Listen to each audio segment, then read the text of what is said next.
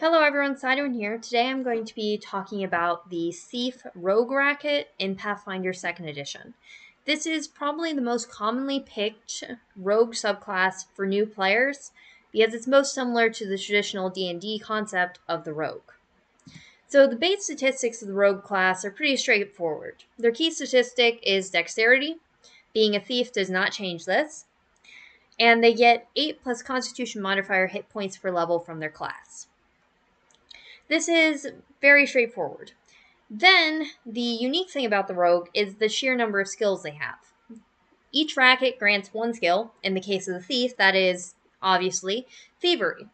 And then you have 7 plus intelligence modifier other skills. So you have almost every single skill in the game at least a trained proficiency, meaning that you can do a lot of different things very effectively. And you're not penalized for doing this either, because you're not sacrificing anything else. You don't even have to increase intelligence if you don't want to. There's other benefits to that, but I'll not get into that here. Alright, so now I'll talk about the class features. These are things that all thief rogues get at level 1 with no investment.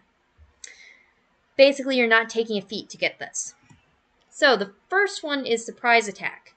Essentially means that if you roll deception or stealth for initiative, every enemy who acts after you in the combat round is off guard towards you. They're not off guard to all your other allies, so if the fighter gets to hit him before it's its turn, the fighter doesn't get the benefit. Only the rogue is granted the benefit. And it only applies if you roll deception or stealth for initiative, which is triggered whenever you are either sneaking around or lying to the enemy. This is a rule which is in the Game Master's Guide and in the skill part, and it's somewhat determined by your GM. The second feature is sneak attack, which means that whenever you strike a target who is off guard, the exact same condition applied by the surprise attack and many rogue feats, then you get to deal an extra 1d6 precision damage if your weapon is either agile, finesse, or a ranged weapon. 2 of these are common on melee weapons. In fact, they can't be applied to ranged weapons usually. That's agile and finesse. And then any ranged weapon, for the most part, works. Then the thief unique thing is for melee damage rolls, you add dexterity, not strength to damage. Every other class in the game adds strength to damage in Pathfinder, unlike in some other systems where finesse is a weapon trait that just gives dex damage. In this case, it's unique to the Thief Rogue and gives you a little bit of extra damage to every attack. Then the thing I'll highlight here that's Rogue class special is that they get a skill feat every single level. This makes it very easy to have a secondary focus or to do things other than just your subclass, because you have a lot of flexibility in picking up skill feats. For instance, you could make a healer rogue that picks up every medicine feat, and then, well, you can fit as the primary healer for the party. Or you might go athletics heavy and pick up athletics feats to make it so that you're as effective as the fighter at athletics. If you invest in strength, that's a different racket more so. Or you could do deception, or it's pretty open here. And I'm not covering specific skill feats quite simply because there's a lot of them, something like 30 for level 1 alone, and I don't really want to take up the whole video there. Alright, so now these are the class feats. As a rogue, you get 1 class feat at level 1. Most martial classes get the same. So the feat options for a rogue at level 1 are listed here.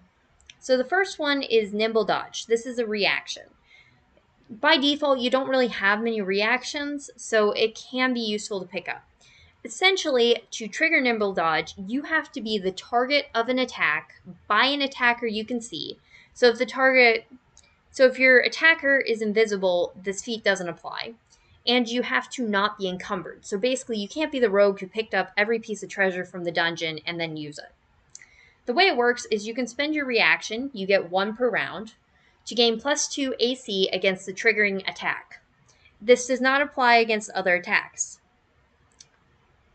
So it can be a useful one to pick up if you expect to be in melee and frequently are getting hit. The second one is Overextending Feint. It requires you to have the deception skill and is triggered by the use of the feint action, which is underneath the deception skill in the general actions. It is a passive ability that makes it so that whenever you successfully feint against a foe, you give the foe a penalty on their next attack against you until the start of your next turn. So if you critically succeed, it's against all attacks, but if you only succeed, it's only against one attack, just to clarify. So if you're investing heavily in deception, it can be a good one to give a little bit of extra bonus or offer more options.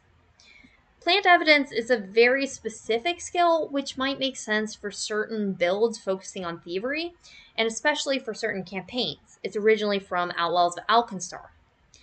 Essentially, it lets you roll a thievery check to place a light or negligible bulk item on a person without them noticing. So you can plant various evidence on your foes. This is not a generally useful combat feat, but it can be useful in certain campaigns. Trap Finder is a feat that gives you a passive bonus to find traps. So you gain +1 against a lot of their saves and whenever they try to hit you if it's using AC, and you gain a bonus of +1 to disarming them. At higher levels, that bonus scales to a +2, and the feat allows you to disable traps that are up to a legendary level. Essentially, different types of traps require different proficiency in the thievery skill. This feat scales with the thievery skill. Tumble Behind makes your tumble through action against foes more effective. Essentially, it triggers once you tumble through a foe. This is moving through their space and going on the other side of the tumble through. And it makes it so that your foe is off guard to your next attack as long as that attack is made before the end of your turn. So for instance, your turn could be tumble through, be on the opposite side of the foe after having been on the same side with your ally. And then you can provide your ally flanking and deal sneak attack damage against the foe.